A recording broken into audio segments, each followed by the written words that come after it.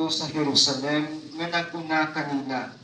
Sa nagkaduol na siya sa Betpahe ug Betania, didto sa bungtod sa mga Olibo, ipadala niya pag-una ang duha niya katinud-an uban niingong tugon.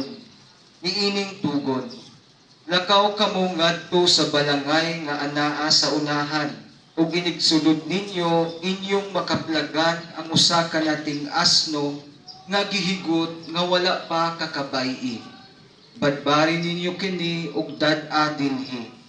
Kung may mangutana kaninyo ngano nga inyo kining gibadbaran, ingna siya na kinahanglan niini ang magtutudlo. Ug miadto sila ug ilang nakaplagan ang tanan, sumala gayud sa gisulti ni Jesus kanila. Samtang nagbadbad sila sa asno, nangutana ang mga tag-iya niini, nganong mang inyo kanang gibadbaran? Unya mitubag sila, nagkinahanglan niini ang magtutudlo.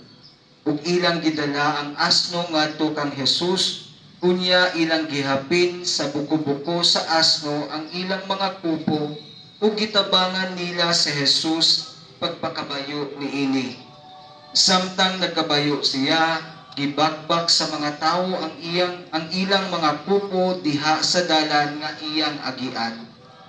Sa nagkaduol na siya sa Jerusalem, sa dapit diin ang dalan naglugsong sa bungtod sa mga Olibo, ang dakong panon sa iyang mga sumusunod, nagsugod pagpasalamat o pagdaig sa Dios sa kusog nga tingog, tungod sa dakong mga butang nga ilang nakita.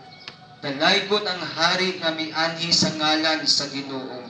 Pakigdait didto sa langit ug dalaygon ang Dios. Unya, pipila sa mga Pariseo miingon kang Jesus, magtutudlo, pahiluma ang imong mga tinun-an. Ug si Jesus mitubag kanila, sultihan ko kamo, nga kung maghilom sila, maninggit ang mga bato. Ang Ebanghelyo sa Ginoo.